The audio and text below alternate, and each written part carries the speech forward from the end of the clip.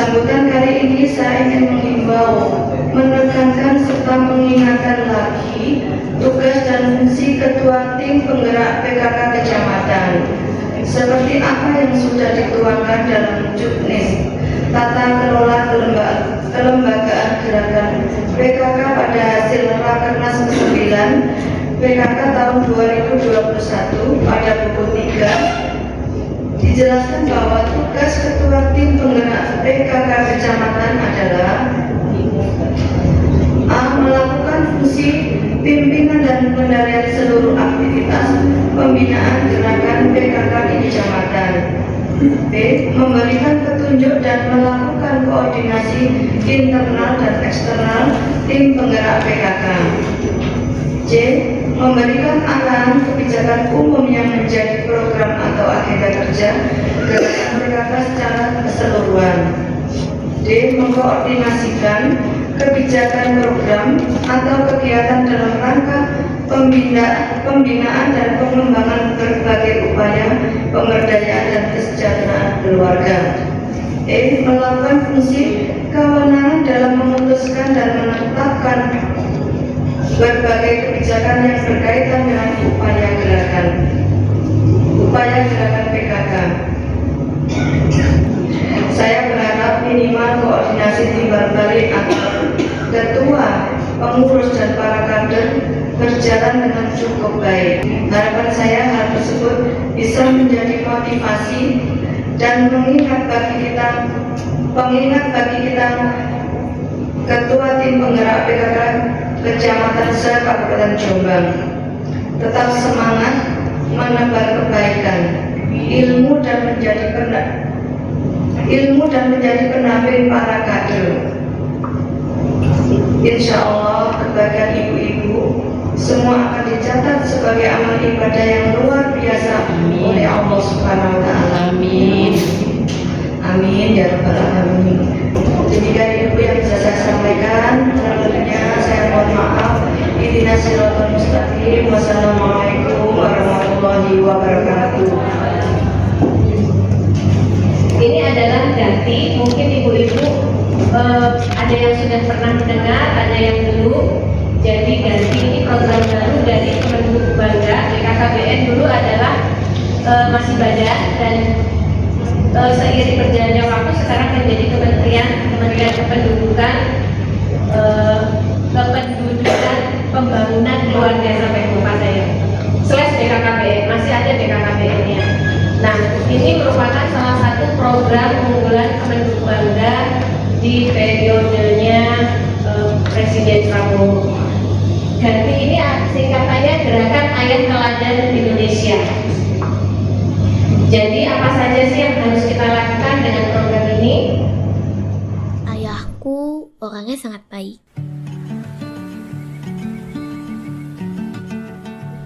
Ayah selalu senyum kepada semua orang, selalu peduli dengan semua orang,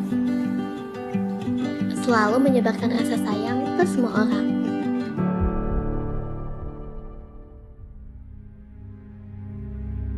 Tapi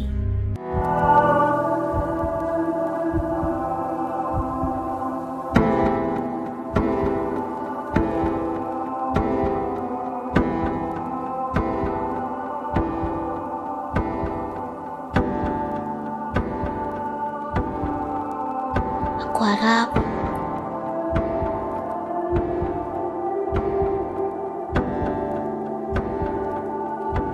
aku bisa jadi orang lain.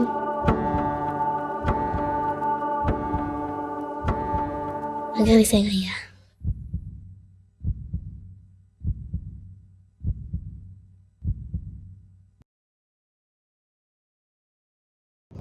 Ya, itu sekedar pendek.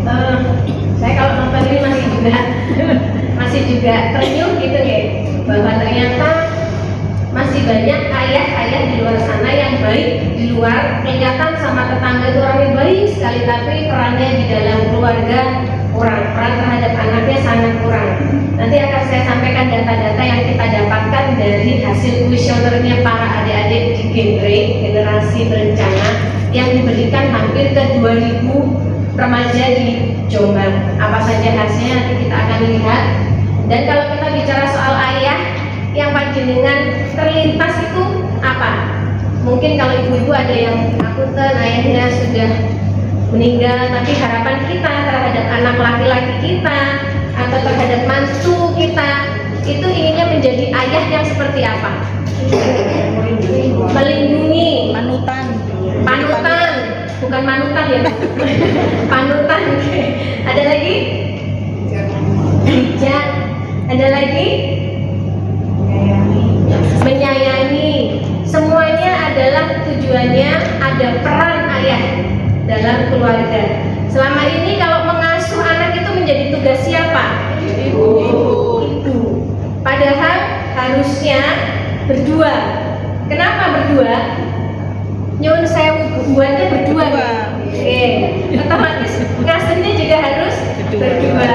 Ya, tapi karena ada budaya, karena budaya kita ini adalah patriarki, maka pengasuhan itu selalu menjadi tugas ibu. Ayah itu hanya mencari nafkah, gitu ya. Nah, ini akan kita bedah bersama apa saja sih. Ini logo kita lewati saja karena logonya ganti. Ini adalah tangan besar, di tengahnya ada tangan kecil yang tujuannya ini tangannya ayah melindungi anak-anaknya. Keterlibatan ayah dalam pengasuhan, kalau kita lihat ada beberapa komponen berdasarkan Merriam di tahun 1945 di bukunya. Maka ada interaksi, ada aksesibilitas, dan ada tanggung jawab. Interaksi langsung antara ayah dan anak yang dilakukan dalam bentuk perilaku bermain, membaca, berolahraga bersama, serta melakukan aktivitas pengasuhan lainnya. Aksesibilitasnya ada kehadiran keberadaan ayah dalam hidup anak baik secara fisik maupun psikologis lewat kehadiran langsung ataupun tidak langsung. Lalu tanggung jawabnya dipenuhinya tanggung jawab pengasuhan oleh ayah kepada anak yang dapat dilakukan dalam bentuk perilaku pengambilan keputusan oleh ayah dalam pengasuhan sehari-hari. Karena contoh bagi anak laki-laki pertama itu contoh tanggung jawab, komitmen itu ada di ayahnya. Itu contoh pertama. Kalau cinta pertama bagi anak perempuan, ayah. Kenapa kok disebut begitu? Karena anak perempuan mengenal cinta dari lawan jenis pertama kali itu harusnya dari ayah. Tapi apakah sekarang realitanya seperti itu? Apakah ayah selalu menjadi cinta pertama atau trauma pertama bagi anak? Trauma pertama bagi anak. Kebetulan ada Bu Susi yang merupakan salah satu ini ya penggerak inklusi, aliansi inklusi. Jadi kita sering ketemu juga. Maka kita membicarakan berbagai macam trauma yang sudah terjadi di keluarga. Salah satunya adalah dari ayah yang mungkin tidak tercetus karena anak merupakan unit yang paling lemah, yang bisa dimarahi juga nggak bisa balas, mau dipukul juga nggak bisa balas, atau pada saat mengalami pelecehan seksual sekalipun dari ayahnya mereka tidak bisa berteriak kalau tidak ada ibu yang menggali, biasanya begitu. Lalu ini adalah fakta fatherless yang ada di Indonesia. Ini kita bicara Indonesia dulu. 20,9% anak-anak di Indonesia kehilangan kehadiran ayah mereka, baik akibat perceraian, kematian, atau pekerjaan ayah yang jauh dari keluarga. Ini menurut UNICEF di tahun 2021. 20% seluruh Indonesia. Lalu 37,17% anak usia 0 sampai 5 tahun yang diasuh oleh kedua orang tua kandung secara bersamaan. Ini menurut BPS tahun 2021 hanya 37,17% dari seluruh balita di Indonesia. 33% remaja Indonesia mengalami masalah kesehatan mental, namun hanya 4,3% orang tua yang mendeteksi bahwa anak mereka membutuhkan bantuan kesehatan mental remaja. Lalu 20,9% keterlibatan ayah dalam pengasuhan anak secara langsung di Indonesia menurut KPAI tahun 2017. Jadi kita akan membahas juga fatherless dari hasil surveinya teman-teman remaja di Kabupaten Jombang. Nah, bagaimana di Kabupaten Jombang? Ini saya minta data dari BCC karena mereka yang menangani menangani beberapa kasus. Jadi kita lihat data kasus yang paling tinggi di sini ada 37% itu ada di KTI, kekerasan terhadap istri. Kalau kekerasannya terhadap istri, pelakunya suami, ayah bukan? Ayah. Berarti sosok ayahnya sudah berbeda ya perannya, karena bisa jadi kekerasan ini disaksikan oleh anak. Maka kita bisa lihat bentuk kekerasan-kekerasan yang terjadi ini di Kabupaten Jombang ada 37%. Lalu kekerasan terhadap anak, kita lihat ada di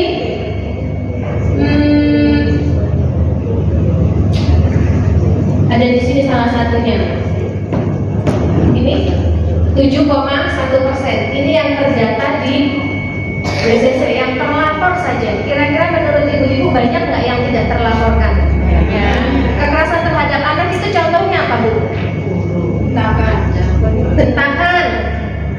Pemukulan Masih ada, Bu? Di zaman sekarang yang memukul anaknya? Masih asli. Kalau dulu zaman kita dijewer ayah ibu tuh biasa, gitu ya. Sudah biasa malahan dicubit kalau nggak sampai biru gitu ya. Itu nggak berhenti tuh biasa.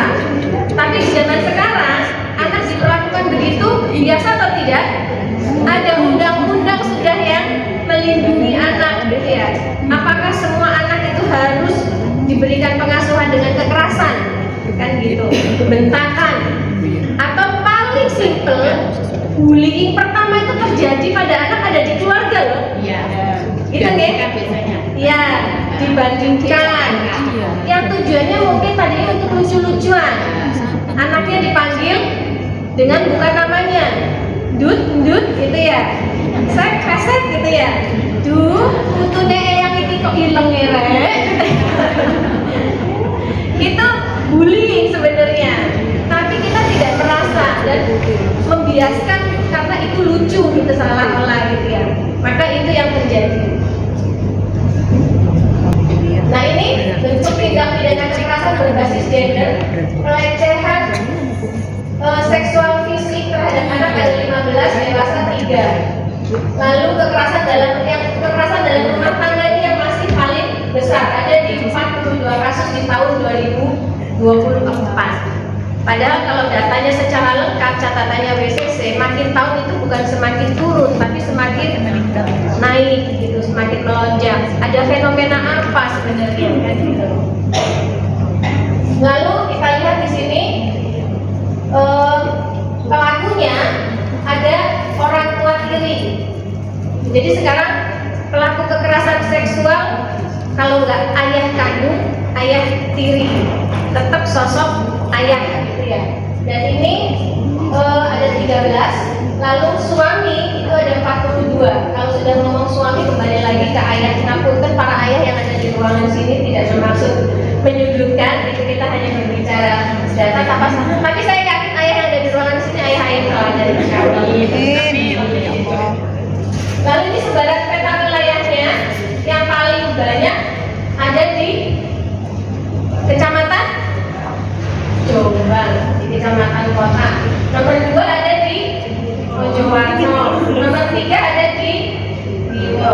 Ini persebaran kasus-kasus kekerasan maupun pelecehan seksual dan sebagainya.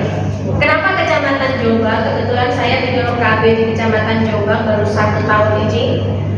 Ternyata memang kecamatan kota ini kan variasi, ada yang penduduk datang, ada yang kecilan gitu. Ya, jadi memang kecamatan kota yang harusnya menjadi contoh untuk setiap kecamatan lain menggali ilmu, menggali kebaikan, malah menjadi kecamatan yang paling besar, menjadi kecamatan yang banyak sekali kejadian kekerasan dalam rumah tangga, kekerasan seksual, kekerasan fisik dan sebagainya. Nah ini adalah hasil surveinya teman-teman remaja Jombang. Apunten, bagaimana kondisi anak remaja di Jombang dari 1.853 jawaban. saya merasa kekurangan figur ayah dalam hidup saya. Yang menjawab tidak pernah 50%, kadang-kadang, selalu, dan sering. Kalau kita gabungkan jumlahnya hampir sama. Gitu nggih. Berarti miris nggak sih Bu? Ini jawaban mereka langsung tanpa menyebutkan nama dan sebagainya gitu ya. Saya merasa kesulitan dalam mengambil keputusan penting tanpa adanya kehadiran ayah. Ini efek. Ternyata efek tanpa kehadiran ayah itu pada anak sulit untuk mengambil keputusan-keputusan penting. Yang menjawab tidak pernah hanya 33%, tapi yang menjawab selalu, sering, dan kadang-kadang ini lebih banyak. Kalau kita sudah bicara data, ini adalah perwakilan suara remaja yang ada di Jombang. Lalu saya pernah merasa ditinggalkan atau diabaikan oleh ayah saya. Yang menjawab tidak pernah ada 55,2%, selebihnya selalu, sering, dan kadang-kadang. Saya merasa peran ibu saya menjadi sangat berat karena harus menggantikan peran ayah untuk saya dan keluarga saya. Yang menjawab tidak pernah ada 57%, ada di sebagian, berarti 43% ada di sini. Kalau ini kondisi dalam rumah tangga, artinya perannya hampir kebalik nggak sih? Ibunya yang berperan banyak. Kalau ibu katanya sekarang itu menjadi berganti, jadi tulang rusuk menjadi tulang punggung. Banyak sekali perempuan kepala gitu ya. Kalau tulang rusuk dipaksa jadi tulang punggung, lama-lama patah. Lalu saya pernah mencari figur ayah pengganti dari orang lain, mamat, kakek, guru laki-laki, teman laki-laki. Dari 100%, 66,4% jawab tidak, sisanya ini yang bahaya. Kalau sudah mencari pengganti peran ayah dari luar, maka banyak sekali terjadi pelecehan seksual, pernikahan dini, kehamilan tidak diinginkan, dan sebagainya. Kenapa? Karena anak perempuannya dia mendapatkan perhatian itu langsung senang, klepek-klepek, karena ayahnya nggak pernah puji. Ayahnya hadir tapi tidak pernah ada di rumahnya. Begitu dia dipuji, diperhatiin sama guru misalnya, atau sama teman laki-lakinya misalnya, maka nah segalanya aku serahkan gitu ya. Baru inilah jadinya. Saya merasa pengalaman tanpa ayah ini mempengaruhi pandangan saya tentang hubungan romantis atau keluarga di masa depan.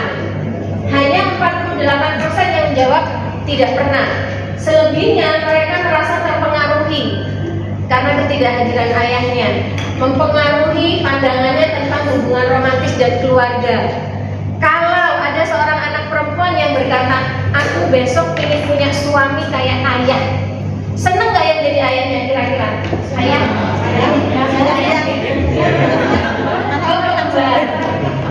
Perempuan? Kalau sampai ada anak perempuan bilang bahwa aku ingin punya suami besok kayak ayah, baik, terus sayang sama anak, senang pasti. Ayahnya pasti senang. Begitupun ibu. Kalau anak laki-lakinya bilang, aku sudah dibujukin kayak ibu, sing pintar masak, sabar, gitu ya. Tapi cerewet aja ya bu. Pasti ibunya senang ya. Senang pasti. Itu memang harapannya. Jadi anak perempuan terutama mendapatkan figur laki-laki tentang perannya laki-laki, tentang komitmennya, tentang tanggung jawabnya, itu pertama dari ayah. Lah kalau anak perempuan ngelihat pertama begitu bisa mengadop ayahnya, kalau pagi bangun nggak mandi, nggak sholat, tapi main HP. Oh berarti saya sebenarnya aku sudah bujuk kayak gitu ya, nggak apa-apa, wong ayahku juga begitu kan, gitu ya. Itu melekat. Kenapa melekat? Karena dia lihat di usia dini, usia 0 sampai 5 tahun, dia melihat dan mengamati, mengkopi. Anak itu kan peniru ulung ya.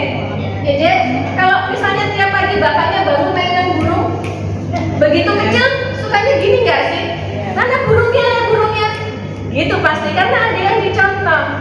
Kalau misalnya anak laki-laki suka lihat bapaknya merokok, maka mainannya dia main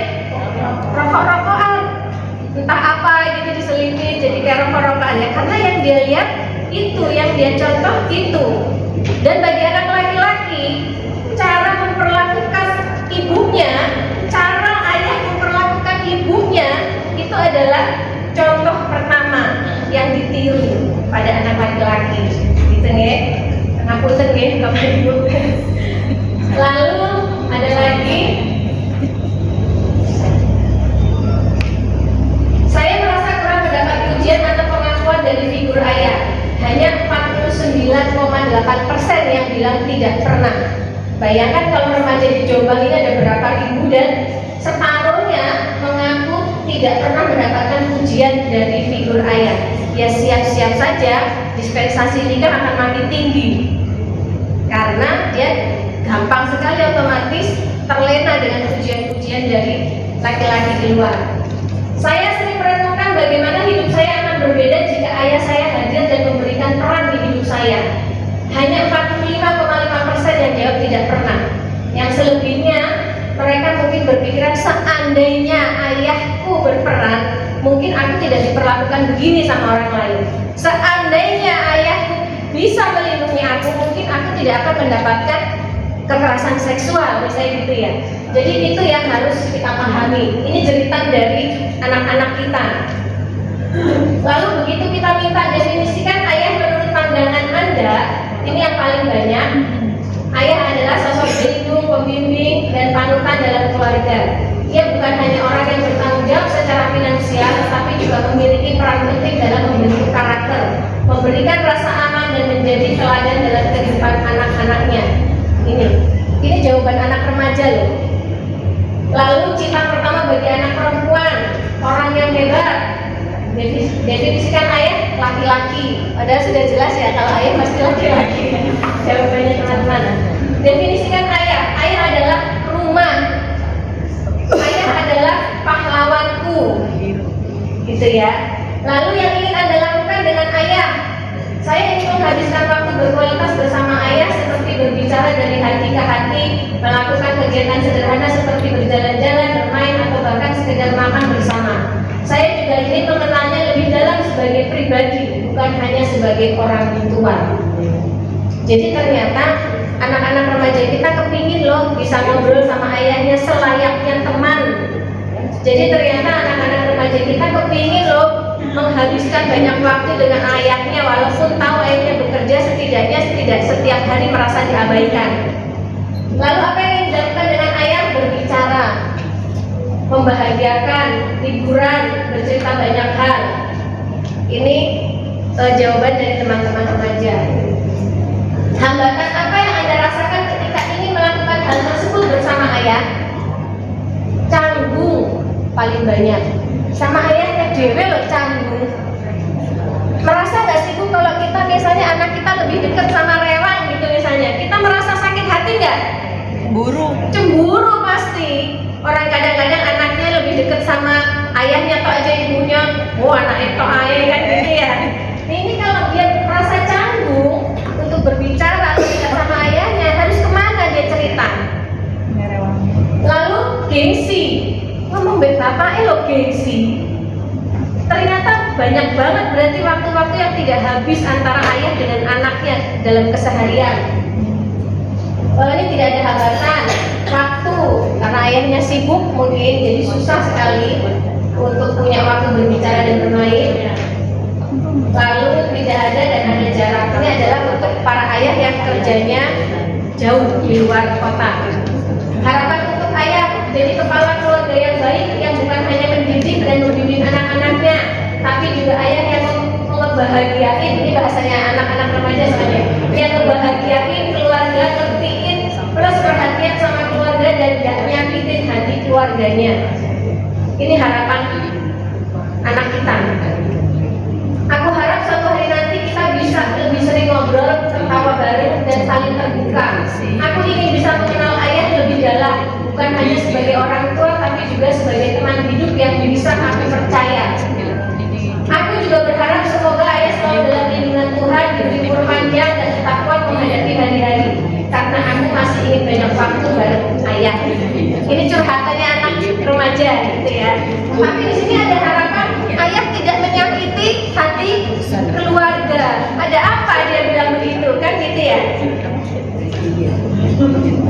harapan untuk ayah sudah. Nah, ini kita kalau melihat dari jawaban-jawaban tadi, bahwa ternyata banyak teman-teman remaja, anak-anak remaja yang fatherless kalau kita lihat dari presentasinya. Dampaknya apa? Anak akan cenderung mengalami masalah akademik, anak yang tumbuh tanpa kehadiran ayah lebih banyak mengalami masalah kesehatan, karena kalau dia punya masalah dengan ayah, otomatis hatinya nggak tenang, pikirannya nggak tenang. Katanya hati yang gembira itu obat, anak jadi lebih ceria gitu ya. Tapi kalau dia secara mental aja sudah bermasalah, maka dia biasanya sedikit-sedikit punya keluhan, entah yang pusing, entah karena nggak gairah, sebenarnya nggak sakit, itu psikosomatis ya sebenarnya, karena bawaannya dari hati gitu. Anak rentan mengalami masalah emosi seperti depresi, gangguan kecemasan, dan tidak percaya diri. Jelas beda loh pada saat anak diminta tampil, ayahnya belum hadir, dan begitu melihat ada ayahnya hadir, itu percaya dirinya beda. Mungkin ibu sering lihat di TikTok atau di IG, yang punya IG kan suka ada tuh yang keluar setelah ayah ada, jadi berubah wajahnya dan sebagainya. Ternyata memang mempengaruhi kecemasan dan juga percaya diri anak dan ayah. Anak berpotensi terlibat dalam masalah agresi, kenakalan remaja, dan penggunaan narkoba. Ini pun kalau kita mau lihat surveinya juga ada, bagaimana anak yang bermasalah ternyata kalau kita kulik itu karena tidak ada kedekatan atau bonding dengan ayahnya. Anak perempuan lebih rentan terlibat dengan perilaku seks beresiko seperti yang tadi saya sampaikan. Anak perempuan rentan mengalami hamil di luar nikah, kehamilan tidak diinginkan, kita sering sebut dengan KTD. Anak berpotensi mengalami krisis identitas seksual atau menjadi lesbian, gay, dan transgender. Kemarin di berita disampaikan ada komunitas gay yang dibubarkan karena komunitas ini Jombang Mojokerto pengikutnya luar biasa banyak. Nah, kalau kita berkumpul ya Mbak Susi dengan komunitas-komunitas ini, mereka bukan karena gaya hidup, tapi lebih sebagian adalah karena korban kekerasan seksual.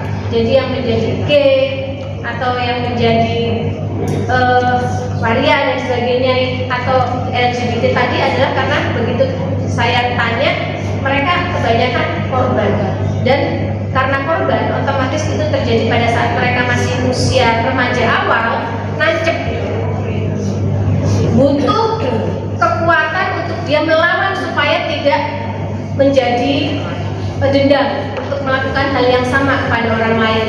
Itu butuh kekuatan yang luar biasa dan butuh bantuan supaya dia bisa tidak menjadi LGBT itu. Lalu pelekatan ayah hubungan erat dengan intensitas perilaku menonton pornografi anak remaja yang dapat berdampak pada perilaku seks bebas, kekerasan seksual, penurunan prestasi akademik, kecanduan pornografi, dan kelainan orientasi seks. Jadi ini sudah berdasarkan bukti dan memang terbukti. Kalaupun memang tidak sampai, walaupun ayah tidak berperan, tapi anaknya bisa jadi, itu kekuatan luar biasa dari seorang ibu, gitu ya, untuk dekat menggantikan peran ayahnya. Indikator ayah teladan apa saja? Ada 4, interaksi. Jadi interaksi antara ayah dan anak yang diasuh dalam bentuk perilaku bermain dan sebagainya, seperti yang disampaikan di awal tadi. Aksesibilitasnya, anak dengan ayah itu tidak ada jarak, tidak ada kesusahan bagi anak untuk berdiskusi dengan ayah, untuk bertanya kepada ayah. Kadang-kadang ada anak yang mau ngomong sama ayahnya aja belum ngomong sudah berdek duluan, karena ayahnya gualat, ayahnya keras, jadi dia nggak nyaman. Bahkan ada anak yang senang kalau ayahnya nggak ada di rumah. Ada nggak menurut ibu-ibu? Ada. Saya juga heran kok. Saya nggak suka loh Bu Eva kalau ayah saya di rumah. Lah kok iso? Kalau anak ayah di rumah itu Bu Eva tegang semua harus sesuai di tempatnya gitu. Jadi ternyata emang ada. Saya pikir masa sih gitu. Ternyata anak remaja sendiri yang bercerita, karena kebetulan kemarin waktu Duta Genre sebelumnya itu pasti ada proses karantina. Dan di proses karantina itu kan kita selalu berinteraksi banyak dengan remaja. Itu yang keluar, apa-apa yang mereka rasakan, dan kita memang menguliknya adalah tentang keluarganya. Apakah dia di keluarganya bagaimana itu nanti akan keluar semua.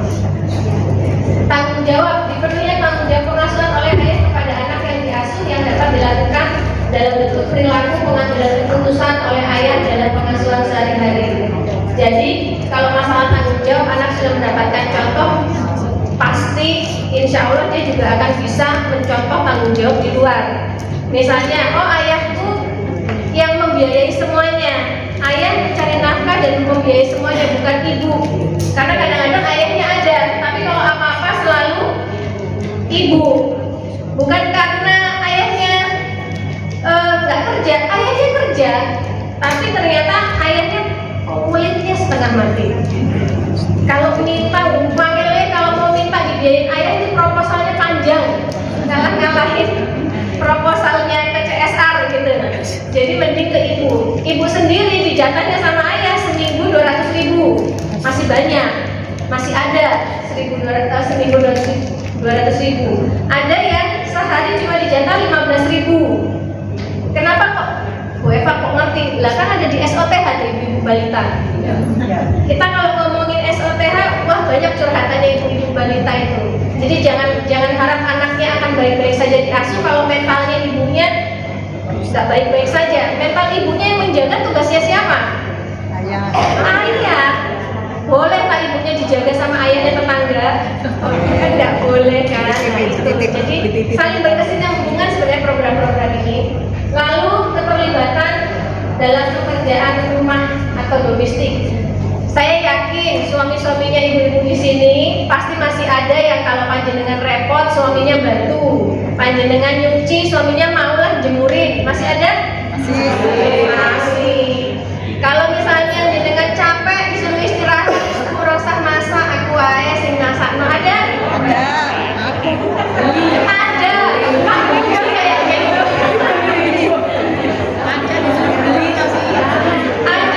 Ya taruhlah nggak masak Bu Eva, tapi suruh beli. Ya kan sudah bantuan, kan gitu deh.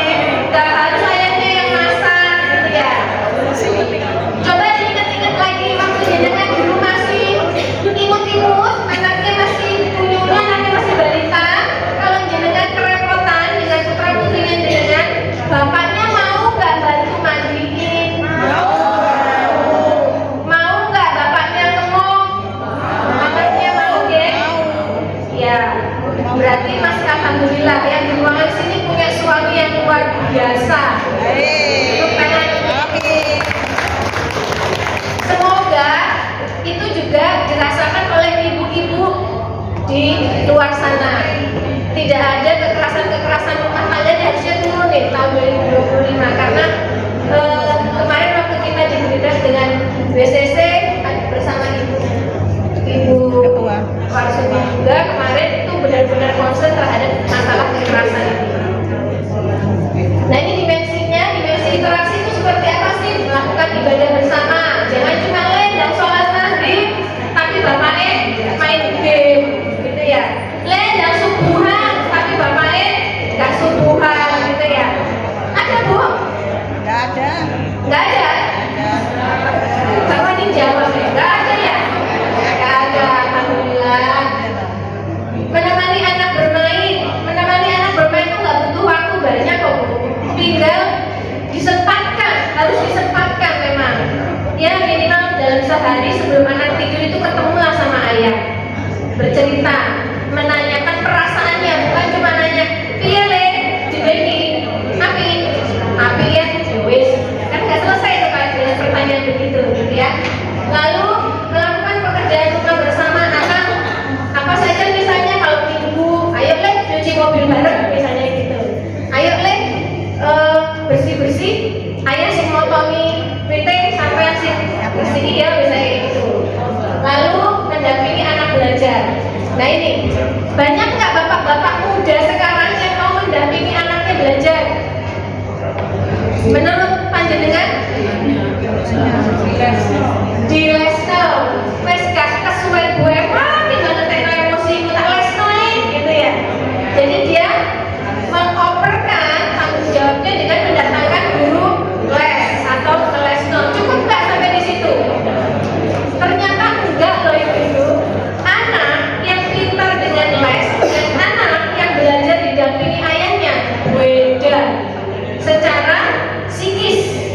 beda. Maka kita akan tahu nanti besarnya akan seperti apa itu ya, karena ayahnya berperan. Dimensi aksesibilitasnya tinggal rumah bersama anak atau tidak tinggal rumah namun tetap dirasakan kehadirannya. Ayahnya ada, tapi anaknya merasa ayahku nggak pernah ada buat aku. Ayahnya hadir, tapi anaknya merasa aku tidak pernah dilindungi sama ayahnya. Ayahnya selalu terlihat di depan mata, tapi kosong di dalam hatinya anak. Itu banyak sekali. Jadi mungkin saya berterima kasih sekali kepada Abah Warsubi, Bu, karena kebetulan beliau benar-benar kemarin membuat kami untuk mengaktifkan balai penyuluhan kami menjadi balai konseling keluarga. Jadi sebenarnya di setiap balai penyuluhan KB yang ada di 21 kecamatan itu semua anggota keluarga yang bermasalah konseling awalnya boleh ke balai KB. Konseling awalnya untuk konseling lanjutan itu nanti akan kita rujukan apakah ini perlu untuk melakukan konseling lanjutan, apakah ini perlu mendapatkan bantuan hukum dan sebagainya, itu kita nanti akan bekerja sama dan itu sudah terjalin. Jadi jangan sampai ada keluarga di Kabupaten Jombang, ayah, ibu, anak remaja, kakek, nenek yang tidak baik-baik saja tapi bingung mau lari kemana. Kita sekarang kalau fokus ke anak remaja yang sedang tidak baik-baik saja dan dia kalau diajak ayo ke psikolog nggak mau, takut, mahal dan sebagainya. Maka balai KB penyuluhan itu membuka lebar. Memang kami tidak semua ahli, tapi kami diajari untuk memberikan dukungan psikologi awal. Bagaimana kalau ada korban dan tergantung kasus-kasusnya. Kalau memang kasusnya besar ya kita berikan ke PTJ PPPA. Lalu dimensi tanggung jawab memenuhi hak dasar anak seperti makan, pakaian. Nah ini yang sekarang banyak. Ayahnya itu memenuhi semua kebutuhan anak. Jangan sampai anakku kurang. Anak SMP, HP-nya iPhone 16 ya akeh, gitu ya. Tapi apakah itu yang dibutuhkan anak? Kalau misalnya ayahnya berperan, dia tidak butuh tuh HP iPhone 16 itu nggak butuh. Kalau ditanya sama anak kamu butuh mana, HP iPhone 16 atau butuh ayahmu? Dia pasti akan jawab aku lebih butuh ayah. Aku pengen ayah di sini. Itu yang seharusnya terjadi di Jombang. Kalau kita lihat dari hasil survei tadi, memberikan dukungan finansial kepada anak sudah pasti seharusnya menjadi tugas ayah. Memberikan hak perlindungan kepada anak, menetapkan aturan norma budaya dan batasan untuk perilaku anak serta melakukan pengawasan. Nah ini banyak anak-anak sekarang pintar-pintar ya. Kita sebagai orang tua ketinggalan jauh nggak? Jauh. Masalah HP saja, kita orang tua hanya memberikan fasilitasnya saja.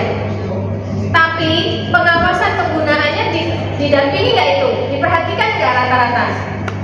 Padahal korban-korban kekerasan seksual pada anak remaja awalnya terjadi di mana? Di rumah. Melalui apa? Melalui HP yang orang tuanya tidak pernah mengawasi itu. Kemarin pada saat saya menghimpun dari PPPA untuk membentuk SAPA, relawan SAPA di salah satu desa, terdeteksi satu anak itu masuk dalam grup WhatsApp di mana setiap saat, setiap waktu itu ada rutinitas dikirimi konten porno. Itu terjadi di anak SMP di Jombang. Nah, ketahuannya ibu kadernya yang cerita. Karena kita kan harus menghimpun permasalahan di setiap desa waktu itu. Apa sih permasalahan di setiap desa? Yang paling tinggi sebenarnya permasalahannya adalah angkringan. Yang kedua maraknya perguruan silat, jadi sering terjadi tawuran. Nah, kasus anak SD dan anak SMP yang masuk di grup WhatsApp yang dikirimi konten-konten porno itu baru tercetus di satu desa. Dan ternyata di Mojokerto juga ada. Maka ini harus kita waspadai bersama karena kebetulan saya rumahnya Mojokerto. Jadi banyak informasi dari teman-teman penyuluh KB di Mojokerto tentang kasus-kasus itu. ini menjadi PR buat kita para orang tua yang sudah memberikan fasilitas HP kepada anak, diawasi itu. Kejadiannya ketahuan itu begitu anaknya disuruh, anaknya pamit mau sholat maghrib, HP-nya tertinggal, nggak dibawa, dibukalah sama orang tuanya, kaget, sampai gemeter ibunya, saya harus bagaimana? Dan ternyata itu dia nontonnya bersama teman-temannya di waktu-waktu tertentu. Ini menjadi PR bersama ya ibu-ibu. Ini juga kami sampaikan di SOTH pada saat materi digital. Itu kita mohon para orang tua untuk mengawasi HP-nya, jangan hanya membelikan saja. Ada kesepakatan pada saat membelikan HP itu harus ada kesepakatan di awal. HP tidak boleh dikunci. Kalaupun dikunci, mama harus tahu, papa harus tahu passwordnya apa. Kalau jenengan sudah dibukain passwordnya, sudah tahu passwordnya, tapi ternyata email WhatsApp-nya tuh ada passwordnya lagi, jenengan bisa jadi nggak tahu.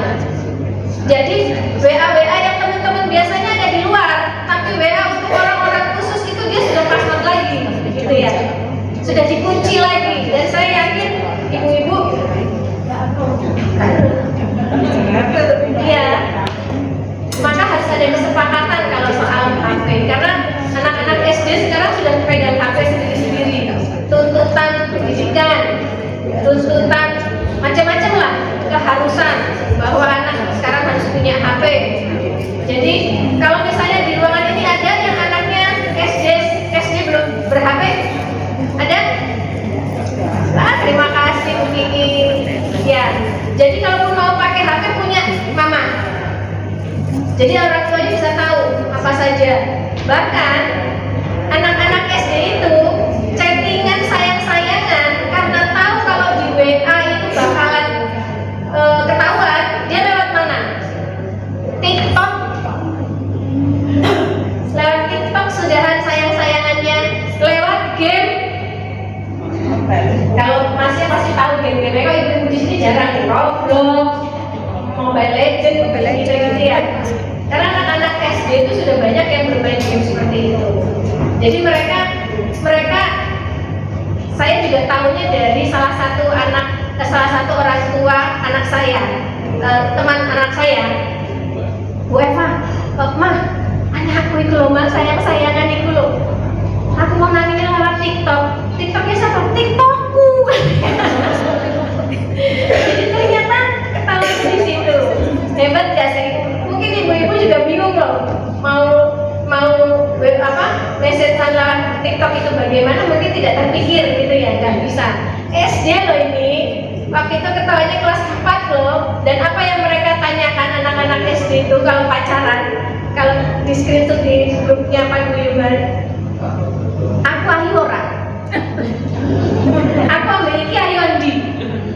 Berarti dia butuh apa? Pengakuan, butuh validasi.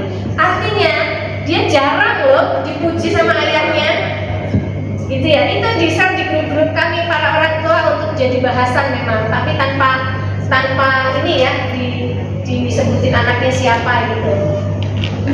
Nah, kalau enggak pertanyaannya lagi, awakmu pacaran karo iki seneng apa nih?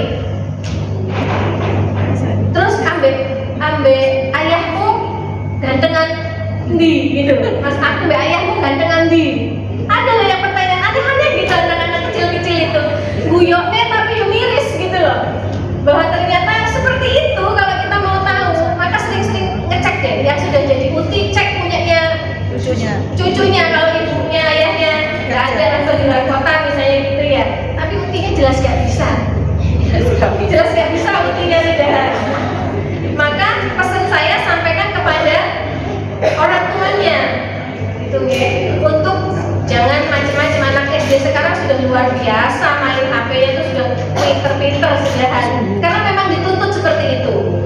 Jadi kalau mereka lebih pintar dari kita wajar. Tapi apakah anak-anak SMP, SMA sekarang yang pintar-pintar itu sudah disertai dengan adab dan etika yang baik?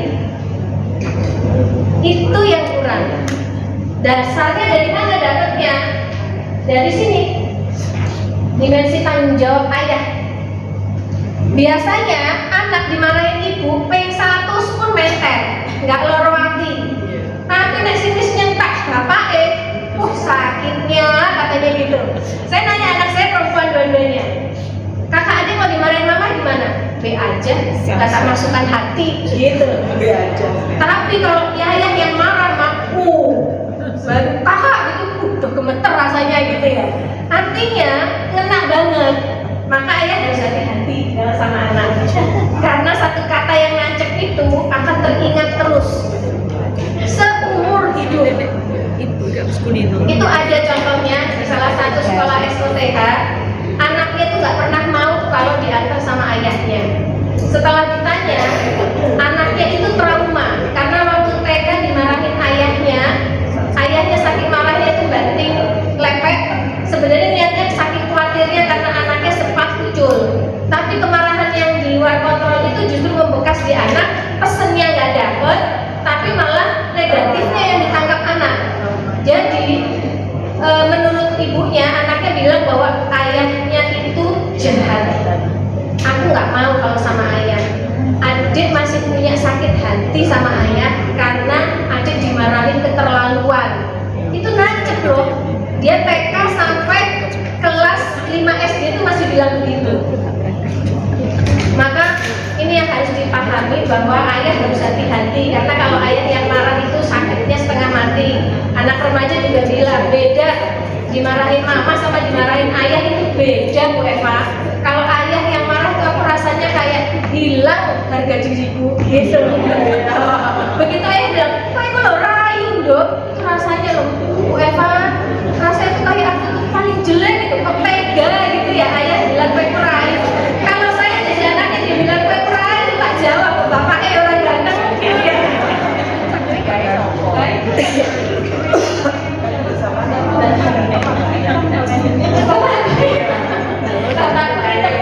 Iya, jadi kalau bapaknya jelek, anaknya juga nggak mau gitu. Sering mancing Sering mancing, jadi gitu. Jadi gini, kalau kedekatan ayah dengan anak itu perlu perjuangan untuk membangun. Ya, tapi kalau anak dengan ibu kedekatannya sudah sejak dalam kandungan. Jadi bondingnya sudah dapat. Tapi kalau sama ayah, ibu harus berperan keras untuk mendekatkan itu.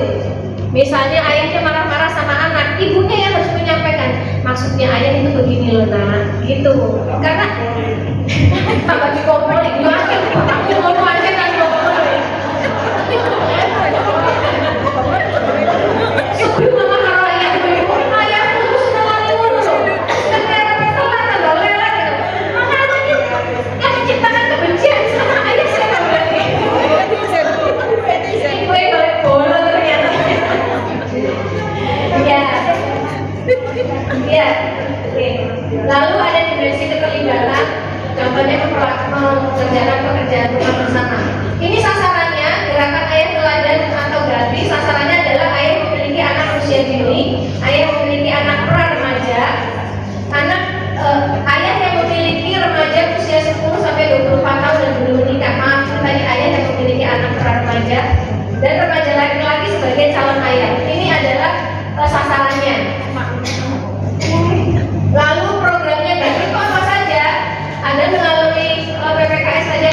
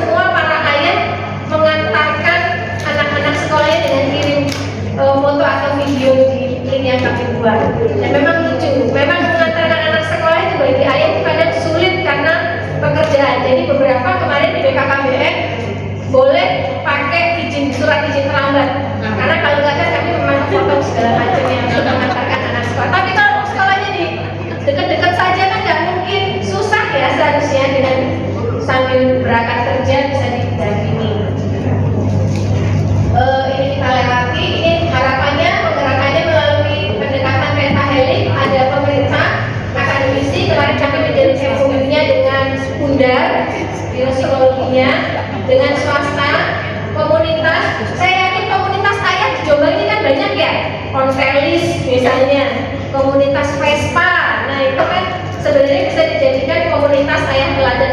Saya harap sih di dalamnya adalah ayah-ayah teladan gitu ya. Nanti kalau saya menuju salah satu komunitas ternyata di dalamnya tidak menjadi teladan bagi orang-orang di sekitarnya ya lucu gitu. Lalu media ini yang akan menyampaikan program ganti. Ini ada di kami di kementerian dan di BKKBN provinsi maupun kabupaten. Tantangannya, ini ternyata tantangannya budaya tadi, budaya patriarki menjadi tantangan ganti. Ayah sering dianggap hanya sebagai pencari nafkah, sementara pengasuhan dianggap sebagai tugas ibu. Tuntutan ekonomi dan jam kerja panjang. Berapa banyak ayah yang kalau pulang selalu di atas jam 9 malam, anaknya sudah tidur. Ketemu ayahnya pagi-pagi sudah memburu-buru, harus berangkat sekolah dan sebagainya. Minimnya kebijakan cuti untuk ayah. Saya nanti ayah-ayah gampang nih cuti nih. Tekanan sosial sering menganggap ayah yang aktif dalam pengasuhan sebagai tidak maskulin atau kurang produktif. Ya. Lalu media sosial dan teknologi mengurangi interaksi langsung ayah dengan anak karena ayah lebih sibuk dengan dunia digitalnya dibanding berinteraksi langsung dengan anak. Kurangnya kesadaran dan pemahaman. Sasaran ayah berbagai segmen. Sasaran ayah mencakup berbagai segmen mulai dari balita usia 1 sampai 3 tahun, ayah yang mempunyai anak prasekolah usia 3 sampai 6 tahun, ayah yang mempunyai anak usia 6 sampai 12 tahun, ayah dengan anak remaja usia 12 sampai 18 tahun. Jadi beda-beda ternyata. Ayah yang punya anak usia balita, pendekatannya akan berbeda. Tapi kalau sudah dekat di usia balita, harapannya remajanya anaknya itu sudah dekat dengan ayahnya. Kalau dari usia balita ayahnya sudah membiasakan untuk sering komunikasi, menanyakan perasaannya, maka di usia remaja dia nggak canggung lagi. Tadi kan canggung katanya, sudah nggak canggung lagi untuk ngobrol sama ayahnya. Jadi mohon bantuan ibu-ibu, jangan bolong ya. Karena ternyata ayah perannya luar biasa.